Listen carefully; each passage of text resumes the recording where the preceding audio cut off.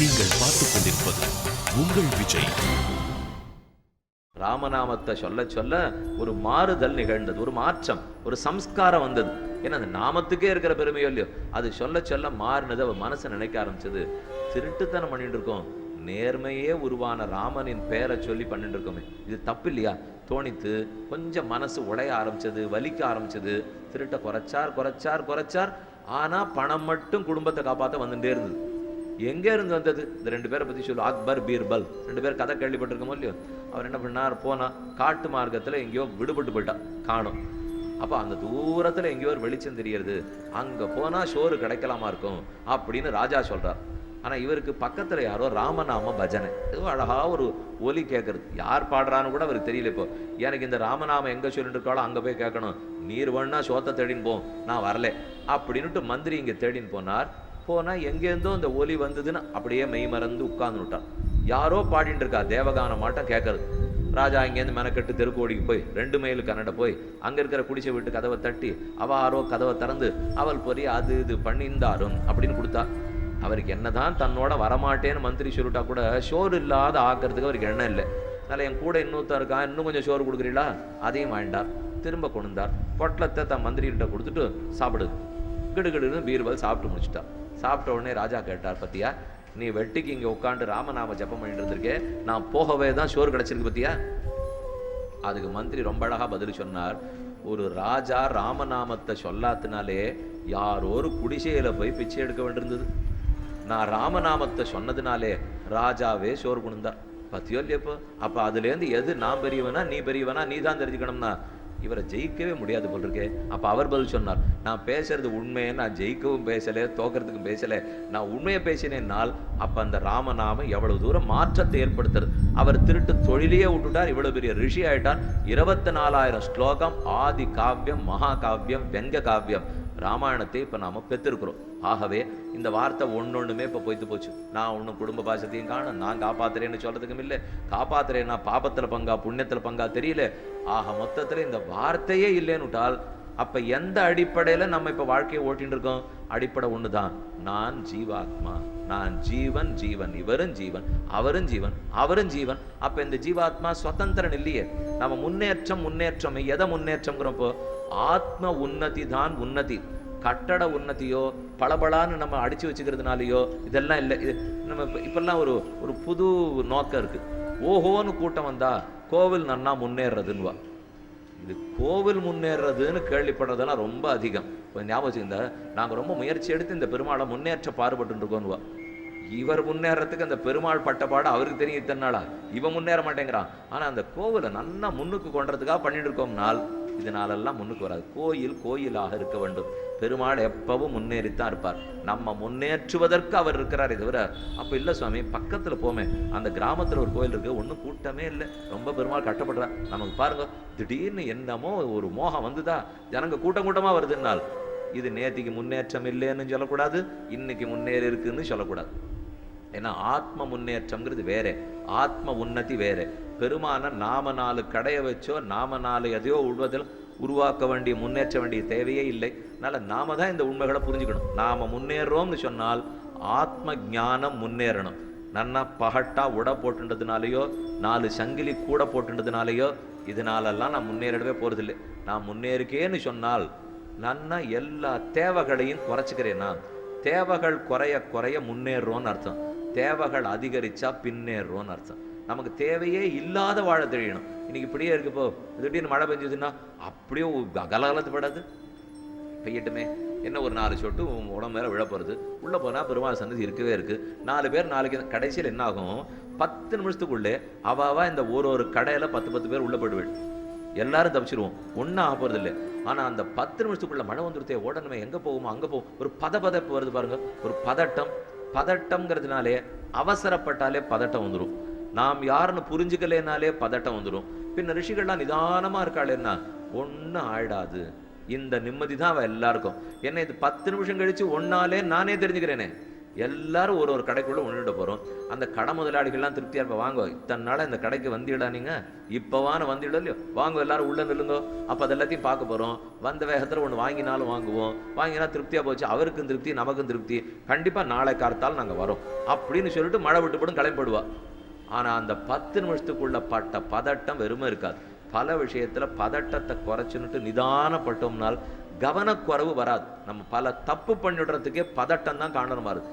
ஏன் பதறோம்னால் உடம்ப பார்த்து ஜலம் பட்டு ஜலதோஷம் வந்து அதனால நாளைக்கு ஜுரம் வந்து ஜன்னி வந்து ஆஸ்பத்திரிக்கு போய் 15,000 ரூபாய் செலவழிச்சுன்னு கற்பனை கோட்டையை தட்டி விட்டுடுவோம். ஒன்றும் இல்லை, 4 சொட்டு தள்ள விழுந்ததுக்கு இப்படின்னுட்டா இப்படியேவா நம்ம வாழ்க்கையை கழிச்சிட முடியும்? ஆகவே ஆத்மா ஆத்மா சரீரத்தை காட்டிலும் மிக உயர்ந்தவர்னு தெரிஞ்சுக்க போறோம். அவருக்கு குடும்பம் உண்டானால் அனைத்து ஆத்மாக்களும் குடும்பம், பகவத் பக்தர்கள் அத்தனை பேரும் குடும்பம். அவர் இன்னல்களுக்கு நடுவுல வேலை பார்க்கணுமானால் அவசியமே இல்லை, ஆனந்தமா வேலை பார்க்கலாம். அவர் குடும்பத்தை ரட்சிக்கணுமான்னா அனைவர் குடும்பத்தையும் பகவான் தான் ரட்சிக்க போறார். ஏன்னா மொத்த பேரு அவனுக்கு குடும்பமானபடியால் மொத்த பேரையும் அவர் ரட்சிக்க போறார். அப்போ அவரை ஒத்துக்கணுங்கிறீரா? அப்ப தெய்வம் தெய்வம்னு இத்தனை சொல்லி நாம பேச, இப்ப இது வரைக்கும் அடியேன் வரதராஜ பெருமாள்னுட்டோ தெய்வம்னுட்டோ பக்தின்னுட்டோ ஒரு வார்த்தை பேசல, ஞாபகம் வச்சுங்க. ஏன்னா ஜனங்கள்லாம் தர்க்க ரீதியா சொல்லணும்னுவா. நான் பக்தி அப்படியே மூட நம்பிக்கைன்னு சட்டுன்னு முத்திர குத்திடுவா. நான் இப்ப நேர பக்தி ஞானம்னு ஆரம்பிச்சுட்டா சாமி ஒரு வழக்கம் போல எத்திய சொல்றாருடுவா. இதுக்கு வேண்டவே வேண்டாம், முதல்ல உங்க அறிவு பூர்வமா இருக்கட்டும், அறிவியல் பூர்வமா புரிஞ்சுக்கட்டும்ங்கிறதுக்காகத்தான் ரொம்ப வாயை அடக்கிண்டு பக்தி பெருமாள் நான் பேசவே இல்லை. அவாவா யோசித்து எது நியாயமா இருக்குன்னு மட்டும் முடிவு பண்ணிங்கோ. ஆனா முடிஞ்ச அப்புறம் கடைசியில பக்தியை பத்தி தான் பேசியான். ஏன்னா இதெல்லாம் இப்ப உண்மைன்னு தெரிஞ்சு போச்சு இல்லையோ. நான் சுதந்திரன் இல்லையே புரிஞ்சு போச்சு, நான் பகவானுக்கு அடிமை. ஏதோ ஒரு சக்தி சுவாமி, அந்த சக்தி ஏதோன்னு உலகத்தை நடத்துறதுன்னு நீர் சொன்னீரோ இல்லையோ. அதை கடவுள் கடவுள்னா முதல் குழப்பம் பாரும், அவருக்கு எத்தனை உருவம் கொடுத்து அவரை பத்தி எவ்வளவு குழப்பி வச்சிருக்கா. இதுதான் என் பிள்ளை முதல் கேள்வி கேட்பான். அப்போ நம்ம போன உடனே கடவுள் கடவுள்னு சொல்றியே, அவர் ஒருத்தர் தானே பார்க்கணும், ஏன் நிறைய பேர் இருக்கா? அதுலயே உங்களுக்கே குழப்பம் தீரலேன்னு அர்த்தம். அப்படி இருந்துச்சு என்ன ஏன் கேட்குறீ? சங்கராச்சாரியர் ஒரு கடவுளுங்கிறார், ராமானுஜாச்சாரியர் உத்தர சொல்றார், வல்லபாச்சாரியர் உத்தர சொல்றார், சைத்தன்யர் உத்தர சொல்றார், ஒத்தொத்தர் ஒரு மார்க்கத்தை சொல்றார். நாங்க குழம்பி போய் உங்ககிட்ட வந்து கேட்டா எங்களை விட உங்களுக்கு குழப்பம் அதிகமா இருக்கு போல் இருக்கு. அப்படி இருக்கிறச்சே நாங்க எங்க உங்களை கேட்டு தெளிவடைஞ்சு ஆன்மீகத்துல முன்னேற போறோமா? இது எல்லாரும் மனசுலையும் கேள்வி இருக்கும் இல்லையா? கேட்டுட்டா ஒருத்தர் என்ன கேட்டு எப்படி சுவாமி நீங்களே ஒருத்தருக்கு ஒருத்தர் அடிச்சுருக்கீங்க, அப்படி இருந்துச்சு எங்களுக்கு வழிகாட்ட போறீங்கன்னா ஒருத்தர் இங்க அடிச்சுன்னு இருக்கல புடச்சுன்னு இருக்கல, நல்லா புரிஞ்சுப்போம். என்ன சங்கராச்சாரியர் ராமானுஜரும் மத்வாச்சாரியரும் அடிச்சுருந்தாளன்னு இது தேவையில்லாத நாம நினைச்சுக்கிறது தவிர எத்தனையோ விஷயத்துல ஒற்றுமையாத்தான் சொல்லியிருக்கார்கள். மிகுந்த அறிவாளர்கள் கண்டிப்பா 1-2 விஷயத்தில் தங்கள் அறிவின் மிகுதியாலே இது இப்படி இருக்கிறதுன்னு சொல்லுவார்கள், அவர் அப்படி இருக்கிறதுன்னு சொல்லுவார். ஆனா இந்த 2 பத்தி பேசுறதுக்கு யாருக்கு தெரியுமோ தகுதி? அந்த அறிவு நிலையை அடைந்தவன் மட்டும்தான் அதை பத்தி பேச வேண்டும்.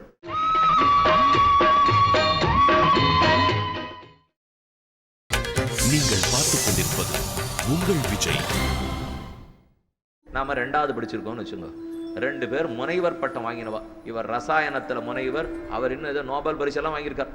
2 பேர், அவ 2 பேர் உட்காந்து பேசிட்டு இருக்கா. இது இப்படி இருக்குமோ அது அப்படி இருக்குமோ. இவர் ஒண்ணு சொல்றார், அணு டால்டன் ஒரு பெரிய விஞ்ஞானி இருந்தார். அவர் தனக்கு தெரிஞ்சதை வச்சுட்டு அணுவை விட கீழே போறதுக்கு இல்லை, அந்த அளவு போயாச்சு, முடிச்சுட்டார். அதுக்கப்புறம் எல்லாரும் வந்தா, இல்ல சுவாமி அதெல்லாம் 3 அதுக்குள்ள இருக்கு, எலக்ட்ரான் புரோட்டான் நியூட்ரான் எதோ இருக்கு பத்தியா, அதுக்குள்ள இருக்குன்னா இது. அவர் மட்டும் அவர் ஒரு விஞ்ஞானி, அவர் இதோட நிறுத்திட்டார். அதுக்கு கீழே இருக்கிற இன்னொரு விஞ்ஞானி அவர் இன்னும் உடைச்சுன்னு போறாரு. என்ன இப்ப 2 பேருக்கு சண்டையான தானே? ஒண்ணு இல்லையா? பார்த்தா 2 வெவ்வேறு கருத்தா இருக்கும் இல்லையோ. ஆனா இப்ப டால்டனையும் கொண்டாடுறோம், அவருக்கு நட்சத்திரம் கொண்டாடுறோம். அவருக்கு கீழே புரோட்டான் நியூட்ரான் கிடைச்ச வரையும் சப்பட்டாமிக் பார்ட்டிகல் கிடைச்சிருந்தாலும் கொண்டாடிட்டு தான் இருக்கும். அப்ப அவரையும் கொண்டாடுறோம்னா விஞ்ஞானிகளுக்குள்ள ஏதான கருத்து வேறுபாடு வந்தா நம்ம தப்பே சொல்றது இல்லை. இந்த கருத்து இருக்கிறவரும் நோபல் பரிசு வாங்குறார், அந்த கருத்து இருக்கிறவரும் நோபல் பரிசு வாங்குறார். ஆனா 2வது படிச்சேன்னா என்ன சுவாமி நீங்க 2 பேரும் ஒருத்தருக்கு ஒருத்தர் பேசிக்கிறேன்னு கேட்டா ஓங்கி கழுத்துல கொடுப்பா. நீ படிச்சது 2வது, அதை வச்சுன்னு விஞ்ஞானிகள் 2 பேர் ஏதோ அந்த வசந்த விஷயத்துல பேசுது, நீ ஏன் பேசுற? நீ அந்த படிப்புக்கு வரைச்சே வந்து பேசு, என்ன சட்டுன்னு என்ன வெளியில அமைச்சிரோட இல்லையோ. அதே போல சங்கரர் அத்வைதம் சொல்றார், மத்வாச்சாரியர் துவைதம் சொல்றார், ராமானுஜர் விசிஷ்டாத்வைத்தம்னா அந்த முனைவர் ஞானத்தின் தெளிவு எனக்கு ஏற்பட்ட அப்புறம்தான் நான் அதை பத்தி பேசணுமே தவிர அதற்கு முன்னாடி நான் படிச்சிருக்கிறது உள்ளத்துக்கு ஆத்ம விவேக ஞானமே இல்லை. உடம்பு என்ன பண்றது, ஆத்மா என்னன்னே தெரியல. இது எல்லாத்தையும் விட்டுட்டு எங்கேயோ அவா 2 பேரும் சொல்லிட்டு இருக்கோமே, நாள் தேவையற்ற வாதம். அவர்கள் நிலையே வேறு, நம்முடைய நிலையே வேறு. கடவுள் பலவா இருக்காரே சுவாமி. முருகன் ஒருத்தர் சொல்றார், சிவன் ஒருத்தர் சொல்றார். இந்த ஹிந்து மதத்திலே இதுதான் சுவாமி ஆபத்து. நிறைய கடவுள், நிறைய ஆச்சாரியர்கள். என்ன செய்ய? ஏன் இப்படி இருக்குன்னால் ரொம்ப சுலபம். எந்த விஷயம் அப்பிரத்யக்ஷமோ அதில் பல கருத்துகள் நிலவும்.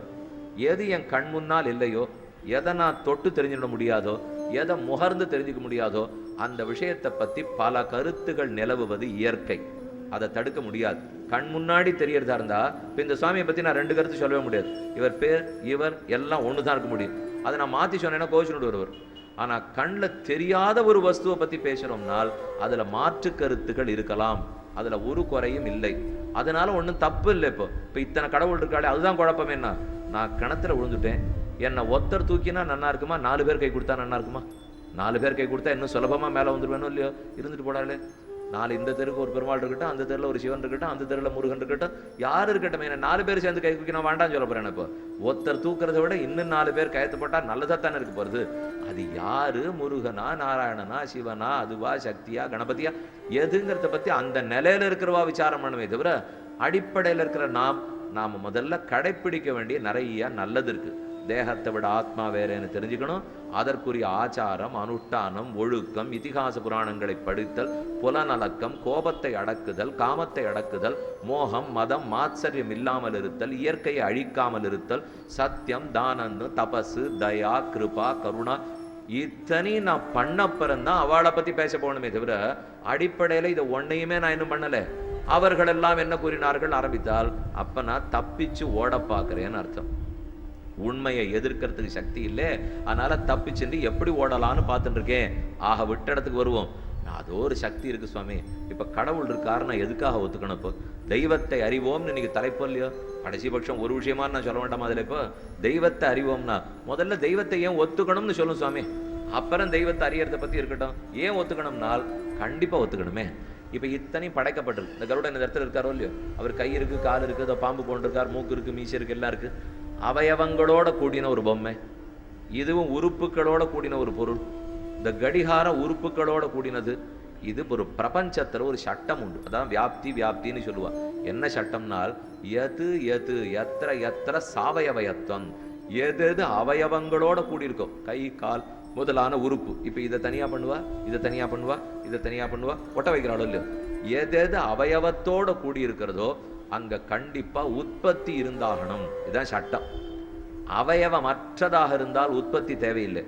அவயவத்தோடு இருந்தா உற்பத்தி தான் நடந்தாகணும். இப்ப நம்ம உடம்பு உற்பத்தி ஆயிருக்கு. ஏன்னா கை, கால், மூக்கு, நாக்கு எல்லாம் இருக்கே.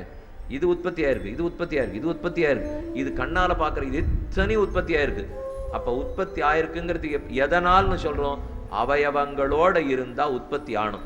உலகத்துல உற்பத்தி 2 விதம். ஆனா ரொம்ப சூக்ஷ்மான அர்த்தம். இதை இப்ப நன்னா கேட்டு தான் நாளைக்கு இதுதான் பீடிகை. நாளைக்கு என்ன கேட்க போறோமோ இதை மனசுல தேக்கிண்டு போய் யோசிச்சுட்டு வந்துட்டீங்கன்னா அப்ப நாளை விஷயத்த ஆனந்தமா கேட்கலாம். என்ன விஷயமே ஆனந்தத்தை பத்தி எதுவும் இல்லை. எப்படி ஆனந்தமா இருக்க போறோம்னுட்டு முதல்ல ஆனந்தமா கேட்கறதுக்கு வழி தேடிப்போம். அப்புறம் இருக்கிறதுக்கு நாளைக்கு தேடுவோம். ஆனந்தமா இருக்கணுமே, ஆனந்தமா கேட்கணுமே என்னால் அடிப்படை நன்னா தெரியணும்னு அர்த்தம். உற்பத்தி என்னால் 2 சின்ன பொருட்கள் கூடி ஒரு பெரிய பொருளாகலாம். இது உற்பத்தி. இல்லைன்னால் ஒரு பெரிய பொருள் உடைந்து உடைந்து உடைந்து சிறிய பொருள் ஆகலாம். இதுவும் உற்பத்தி. உலகத்துல 2 விதமான உற்பத்தி உண்டு. ஒண்ணு பெருசா இருக்கு, அந்த பெருசை உடைச்சு உடைச்சு உடைச்சு உடைச்சு சின்னதாக்கலாம். இதே போல ஒரு பெரிய மலை இருக்கு, மலையிலேருந்து வெட்டி எடுக்கிறா, நன்னா அதை தேய்க்கிறா, தரை போடுற மொழி, அது கருங்கல், அது இதெல்லாம் போடுற அளவு. அப்ப பெரிய மலையிலேருந்து வெட்டி எடுத்தாலும் உற்பத்தி. அந்த கல் உற்பத்தி செய்யப்பட்டிருக்கு. அதே சின்ன சின்ன அணு, ஜல அணு, இப்போ 2 அணு சேர்றது இல்லையோ. தண்ணீர் ஆகணும்னா என்ன ஆகணும்? இந்த வாயு 2, இந்த வாயு 1, இந்த 2 சேர்ந்துட்ட உடனே இந்த தண்ணீர் ஆறுது. என்ன ஜலபருமாணுக்கள் சேரும், அணுக்கள் சேரும், சின்ன சின்ன பொருளா சேர்ந்து பெரிய பொருளாகும். இந்த பாருங்களேன், இந்த வேட்டியில் இந்த நூல்கள்லாம் சேர்ந்துருக்கோம் இல்லையோ, சின்ன சின்ன நூல் சேர்ந்து பெரிய வேட்டியா இருக்கு. அதே இந்த வேட்டியை கிழிக்க ஆரம்பிப்போம். கிழி ஒரு ஒரு ஒரு சின்ன இவ்வளோ பிடிச்சி கிடைக்கும், அதை கிழி இவ்வளோ கிடைக்கும், அதை கிழி இவ்வளோ கிடைக்கும், அதை கிழி நூல் கிடைக்கும், அதை வெட்டு வெட்டு வெட்டு வெட்டு கடைசி சின்னது போச்சு பாருங்க. அந்த சின்னதுக்கு அப்புறம் என்ன பண்றது? இருந்து தானே ஆகணும். அப்ப இல்லாத ஒரு சூன்யத்திலேருந்து ஒரு பொருளும் உருவாலே. ஞாபகம் வச்சுக்கோ, இல்லாததிலிருந்து எதுவும் உருவாகாது, இருப்பதிலிருந்து தான் உருவாகி ஆகணும். இது முக்கியமான கொள்கை, வேதம் நன்னா ஸ்தாபிச்ச கொள்கை. இல்லாத சூன்யத்திலிருந்து ஒன்றும் உருவாகாது. இருப்பதிலிருந்து தான் இருக்கிறது உருவாகும். ஏதோ ஒரு மாதிரி இருக்கும். இல்ல சுவாமி, அது எப்படி நீர் சொல்றீர்? இப்போ இந்த கடிகாரம் முன்னாடி இல்லையேன்னா, இந்த கடிகாரம் முன்னாடி இரும்பா இருந்தது, ஏதோ ஒரு ரூபத்துல இருந்து சொல்லியோ. அப்ப இரும்பு முன்னாடி இல்லையேன்னா தாத்துவா இருந்தது, தாத்துவும் இல்லையேன்னா பூமியா இருந்தது, மலையா இருந்தது. ஏதோ ஒரு ரூபத்துல அது இருந்துதான் தீரணும்.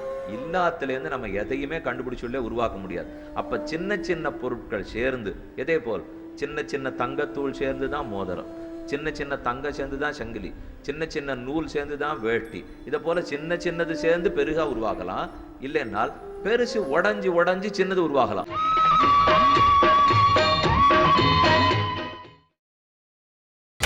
நீங்கள் பார்த்துக் கொண்டிருப்பது உங்கள் விஜய். சின்ன சின்ன நூல் சேர்ந்துதான் வேட்டி. இதை போல சின்ன சின்னது சேர்ந்து பெருகா உருவாகலாம்.